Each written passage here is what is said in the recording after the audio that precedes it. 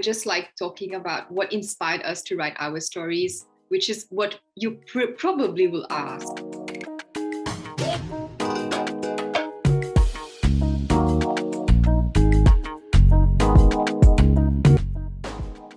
Congratulations on Thank you. being shortlisted. It was, it's a great feat, I have to say. How did it make you feel to hear that? Obviously, it was really it was good news, and I have been working on a series of short stories since I got to the US last year and I joined the MFA program here. I think this was probably one of the first stories that I had basically sent out. Yeah. So it was important, and it was pivotal in the phase I am right now, to hear that obviously we heard about the long list first. Mm-hmm. So it was important. It was an important moment, and this story had its own peculiarities. I approached it in a very different way compared to the other stories I've written before. So that was very encouraging. Okay, that's good. That's good. Yeah. Speaking of your other stories, I was reading your bio and seeing that you've had previous success with like the Bristol Short Story Prize, the Goethe, I don't know how to say it properly, Institute in South Africa. So again, you're no stranger to success, is what I will say. And reading your entry, I can see why. I think it was a really good story. We'll come to that in a minute, though. So you're now doing an MFA, you say?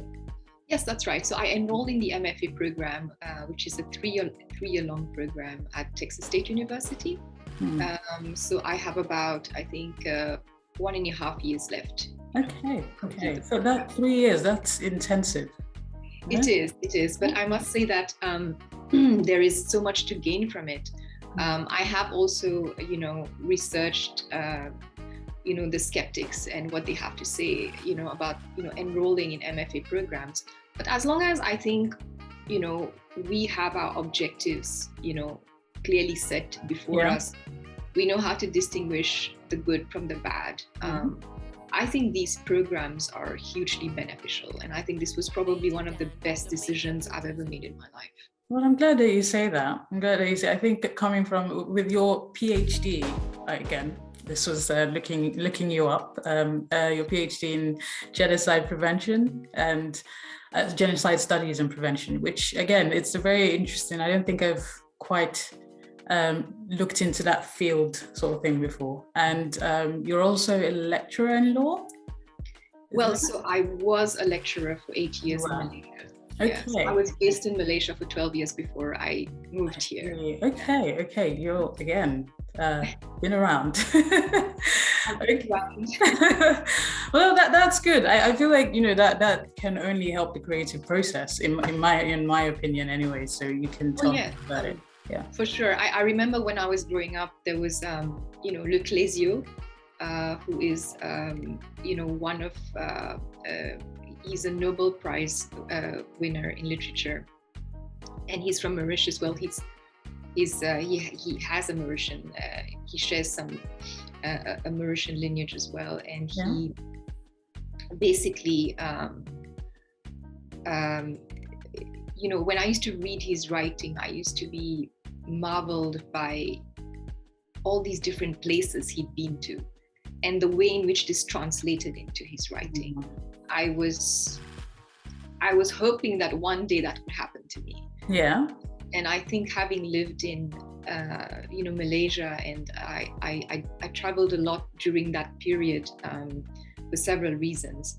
And so I also spent some time in the Maldives, in India, in England, and obviously in Cambodia because of my research, my fieldwork, since I did my PhD in genocide studies was actually focused on the Khmer Rouge in Cambodia. So I had to go there too. So I think all this experience, like, you don't realize it at first, and you don't consciously decide that it will become part of your writing, but it does. So sometimes while starting the writing process, where there is a lot of thinking that goes into writing, but there's also not much thinking that goes into it when you're starting the process. A lot of it is subconscious. That's what I mean. And so strangely, I just find myself setting my stories in places I would never have expected to be comfortable enough in setting my stories. So yes, I mean, it just becomes part of you, and you don't have, I think, you don't have to overtly mention that you've lived in these countries. I think it's apparent. It becomes part of your writing, and it's shown in, for example, I think one of the things I've always sought while traveling and while meeting different people is, universality. It's, for example, getting over the normal fear we have when we meet strangers, and how we tend to keep away because we think they're different from us. Of course. And I think just traveling and exposing myself to different worlds has allowed me to be more comfortable with people and to understand universality, to understand the universals which basically will, unite us, are common to us. Yeah. And that becomes, I think, maybe that is always something I try to focus on when I write short stories. I need to be able to capture something which I know, an emotion which I know would be universal, would be as universal as possible. That's a hard thing to do with a short story where you have a word limit, I think. You're right, but you're very right. But I started writing novels, but then I think veering off into short stories was very gratifying, because short stories, what you just spoke about, the word limit, means that you have to be very direct in what you want to say. You have to choose your words very carefully. You have to be careful with your digressions, of course.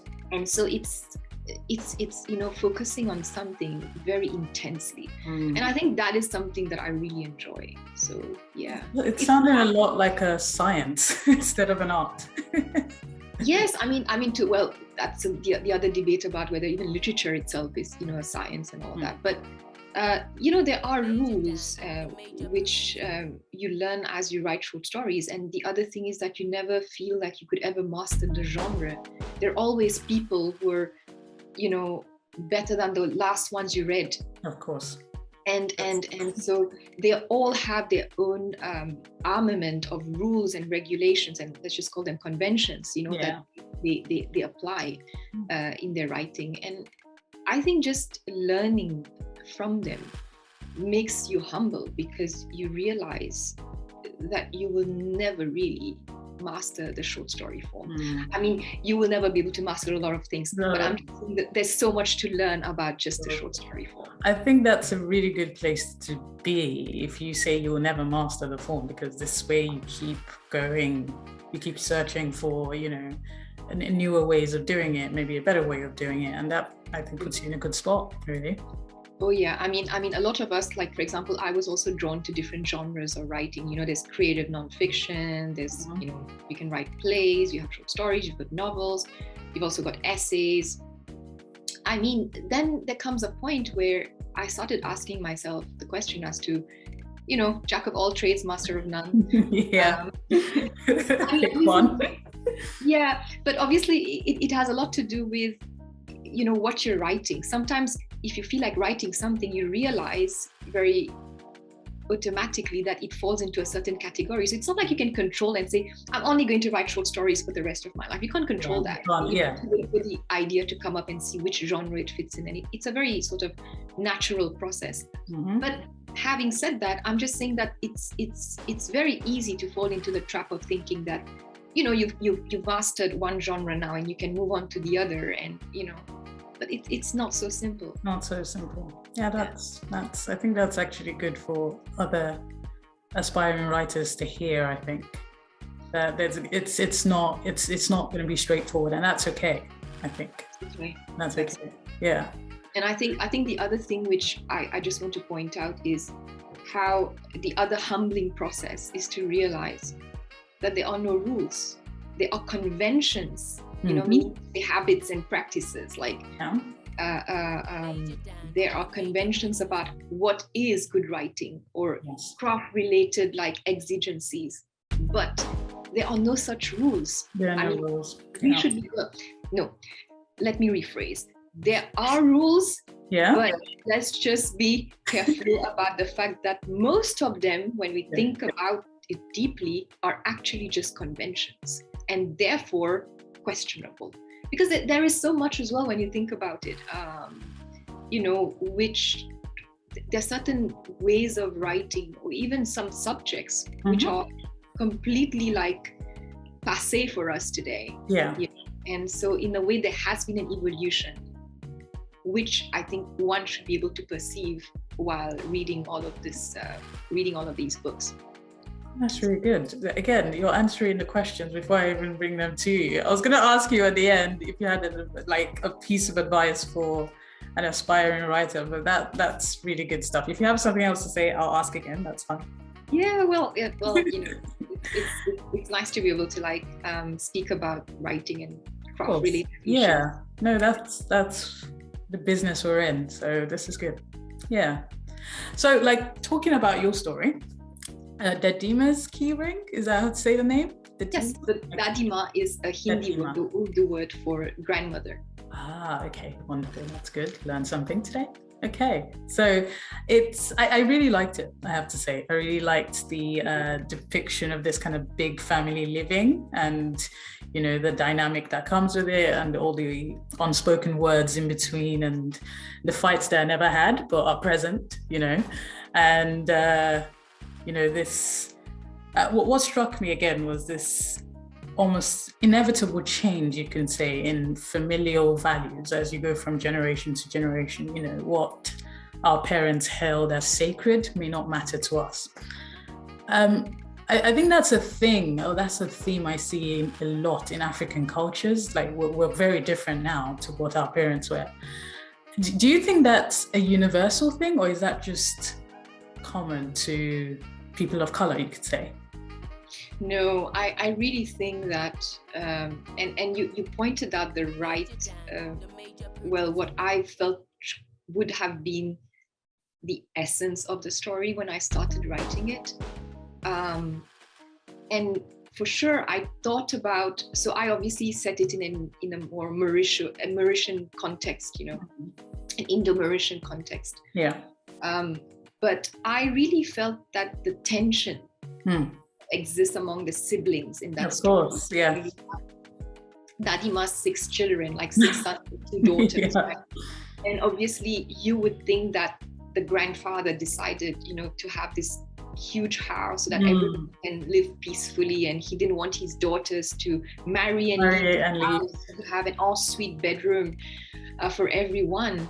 And he's very sincere. He and his wife, Dada Papa and Dadima, are very sincere, about making sure that their family stays together. Yeah. But then as you actually learn through the conversations, there are always these tensions. One's jealous, one's envious, one's the favorite child, one's not. One is angry because she was slighted by the brother, and one's the older sister, so she should not be spoken this way. Exactly. I think we can all relate to that. We can all relate to that on some level. If you have a family bigger than 3, I think you can relate to that. Well, actually, even less. Or maybe even less, exactly. The dynamic is at play everywhere. There were so many parts I was just reading and just laughing at, I'm glad you did, because there was a comedic, and I really appreciated it because I could definitely see my family there, and the whole, 2 people say something or don't even say much, and we're not speaking, and it's like, okay, did we get that far? Yeah. So I really liked that, and I thought you put that across real well. Thank you. I appreciate that. I think for me, again, one of the I made some discoveries while writing that story. And I think what matters to me in all my stories is to also be able to not just focus on pathos, but also have these, moments of humor and irony to lighten the atmosphere in the story. Because I think so much can be conveyed through humor and through irony. And so that's why these are elements I always think about when I'm writing a story. Of course. Yeah, I think humor kind of tempers the tone as well. So yes, I mean, we have deaths, we have obviously the upholding of very strict norms, within that setting. Yeah. We're dealing with very serious issues. We're dealing with, of course, a congenital disorder. We're dealing with an aging grandmother who eventually passes away. And so, but it's also a reality of life to be able to rope in all these different emotions that we go through. Of course. That actually brings me quite nicely to the theme of the prize this year. So when you think about spirituality, what does that mean to you, I would say? For me, spirituality is everything to do with when you're contemplative about existential matters, things like what the characters that I have in my stories raise as well. Why are we here? Yeah. And what's our purpose? And why, the big question of good and evil, why is there evil in this world? How do we, the pursuit of happiness is also another question. Yeah. So all of these questions are part of, that sort of like spiritual quest. Yeah. And I think the moment, we all do that, obviously, there are all these moments in our lives where we sit back and ask ourselves the questions that matter, existential questions. And I think that's what makes us spiritual. Those who are probably more spiritual than others are just people who spend more time, contemplating. More thinking about it, yes, of course. I think that was a refreshing interpretation of the theme, Spirituality can, a lot of people think it's synonymous with religion, but sometimes it's just about your existence. And I think, again, your story is a clear picture of that. Yeah. I think it's also, I need to say that if you take, for example, Dadima's character and how she gives herself a purpose to keep the family together. I feel that, we notice in the end that her purpose is defeated. It is.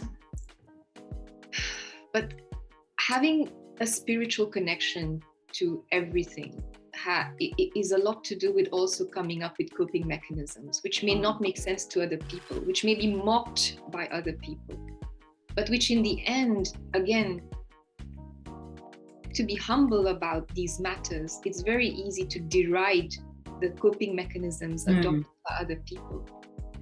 It's to be able to, being spiritual is also to be able to recognize that it's not just other people who have coping mechanisms that we should make fun of or we are allowed to make fun of. We all have coping mechanisms. Yes, we have different names for them, but we have different names for them. They manifest themselves, differently depending on the culture, depending on the exposure you have to different, values, different religions, different forms of knowledge. But we all do have, coping mechanisms. We have something. Yeah, we have something. Yeah. It's not so blatant, and we like to. A lot of books that I read, I have come across this thought that that we would ideally want to live a life free of coping mechanisms, and it's a great idea. It's a great objective to have when you're very young. And it's we shouldn't stop dreaming. That's what I would say. But at the same time, there comes a point in life where we realize that these coping mechanisms, even if we run away from some, we will realize eventually that we have just come up or concocted really new ones. Yes, subtle, but they're I think, in fact, this is, again, not to digress, but this is evident even in more recent films. I can't think of a specific example, but films that depict kind of a post-apocalyptic world always somehow veer into just a newer version of what was, So if it was the religious order, there's always something very much like it, just with a different name. As human beings, we are prone, and we have this propensity to build these things for ourselves or for others But absolutely, as coping mechanisms. That's absolutely. Yeah. I think the mythologies that some of us like to again deride because they don't make sense, they're not logical. In the end, I remember doing a study when I was in Kenya for a short while. Yeah. In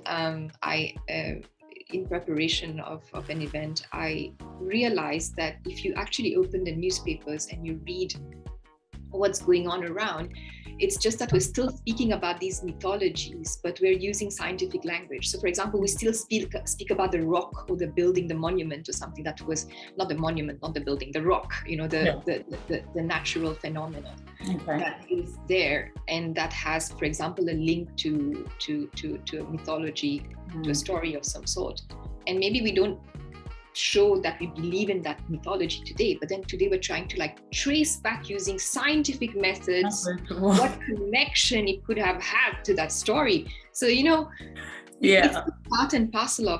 still part and parcel of our psyche of us. And that's what I feel. So like what you said, and this is a Foucaultian thought that we're keeping the form, we're just changing the substance. Yes. Absolutely. Yeah, that's a very interesting and very relevant concept, I think. I think if more people understood that, we'd probably be in a much more just understanding and tolerable space. That's true. You see the cycles, we're not progressing linearly. Exactly. We're caught up in, again, even saying cycles means that there's some sort of predictability. Maybe there isn't, but right now, as far as I can tell, with a little I know, I think it just seems to be really cyclical, not linear in any way, whether downwards or upwards, but most of it just feels cyclical.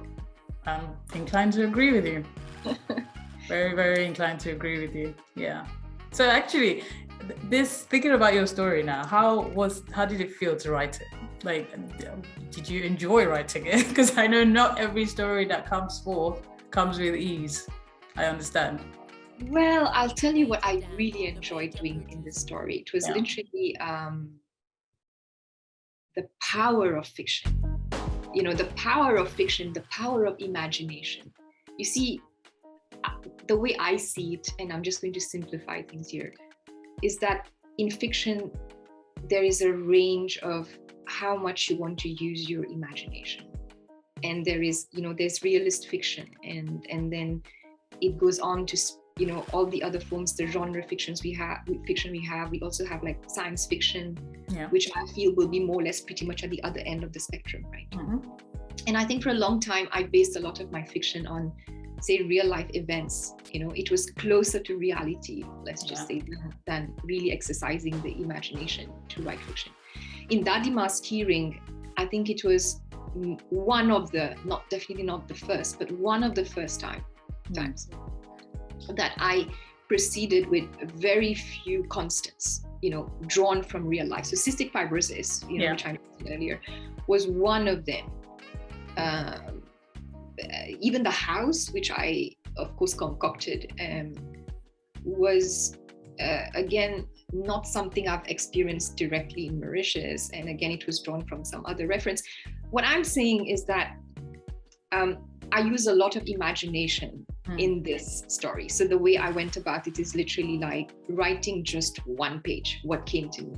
Okay. And then sitting down and agonizing over it, in the sense of pointing out the things that matter, highlighting, the variables that matter and which are important enough for a reader to say, I want to know more about these variables. And then continuing the story based on these variables. So I had, for example, to take down these variables on a piece of paper and literally work them out as how do you crisscross this event and these This is a science. This is a definite science.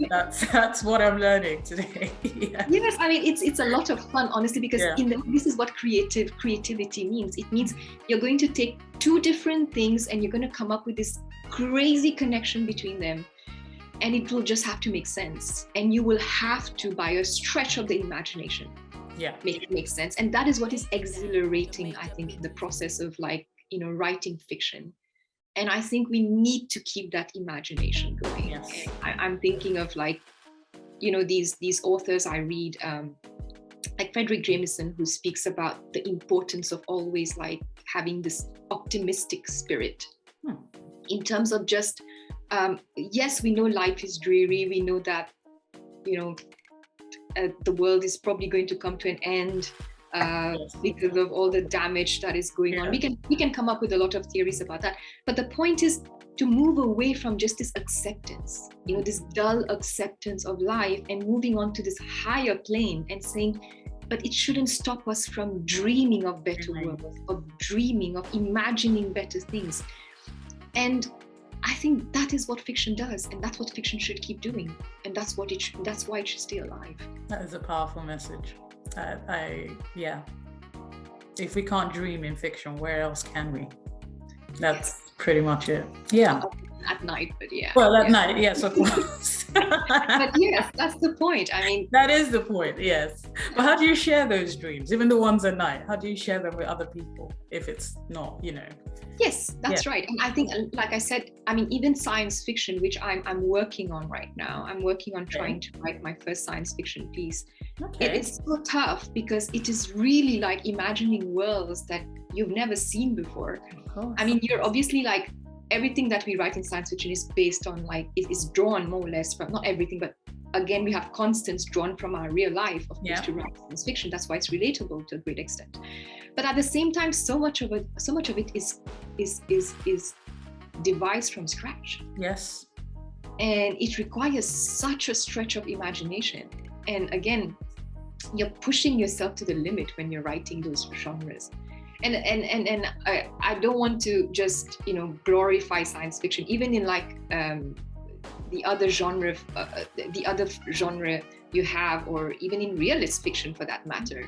If done well, it involves a lot of great imagination and that too. So I don't want to like put that down in any way by saying no. I hear what you're saying, but science fiction itself, again, not to glorify it, but it's a very, very obvious and very, very relatable example of life imitating art. There's actual gadgets from like Star Trek that have come to be because somebody just dreamed it up and had it on a TV show, and now Apple makes the product. So it's like it's and this is the thing. If people are allowed to imagine things, I don't know, decades down the line, they just improve things for the rest of us coming after. So I think that power and that ability to dream, that freedom to dream, is something that we should keep preserving and keep going for as long as we can, no matter how bleak the real world gets. Absolutely. Okay, no, this is I've really enjoyed myself. It's a fantastic chat. Thank you. Actually, so if you had a message about writing, sorry, it's always great to talk about writing. Of course, it's what you do it well, so why not? Okay, so what I was going to ask is that if you had a message for everyone who would read your story, what's that? What would you want to say to them? Well, I would say that, it's very easy to start living in a bubble and think that we've mastered something, and maybe that we're not understood, by the rest of the world for what we've written. And I mean, there's so many examples in literature of people, of archetypes, who've thought that and believed that and stayed in their own bubble for a long time. But I think the process of writing has a lot to do, it involves a lot of people. It involves even from the beginning of who inspires you to write something, like this moment in time that you were marked by. It was maybe a conversation that triggered, another thought, and that, you wanted to put it down on paper. So there are a lot of people who are involved in the process of writing. Even, for example, if you have a reader, whom you turn to, who reads your work as well, that person's very important in terms of even giving you feedback. And I think what is important, many writers are not really surrounded by, let's say, groups of people who are reading their work. That's completely normal. So I think maybe I would say that it's very important to be humble about the reality that a lot of people are writing. There's never been more literature, Yes, that's true. In the tides of history and tides of time. And, I think it's important to be humble about where we are at in that spectrum and to keep working on it. I mean, there is so much to do endlessly in terms of honing skills and bettering oneself. And I think it's important to read other people too. Not just read, like, of course, they say don't waste your time with bad literature. I totally get that advice. But I also did get different advice long ago from, different people who said, you have to read bad literature too once in a while to know what not to do, because that's also, very instructive. Of course. So I think to an aspiring writer, I would say that, these points are what I've experienced.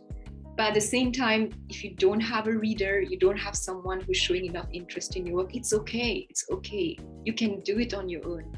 I would suggest maybe one technique is this idea of move away, take some time off from your work, come back to it after a day, after 2 days, after a month, after 6 months, a year, come back and look at everything with fresh eyes, and you will see very new things in your work, which maybe, needed more work, and which probably explains why, it wasn't accepted for publication somewhere or something like that. Yeah. I think that's a really good message, because writers deal with a lot of rejection, and that can be quite disheartening sometimes. So it's good to hear from, other people who are saying you just need to keep going and keep working at it. So, appreciate that. Thanks.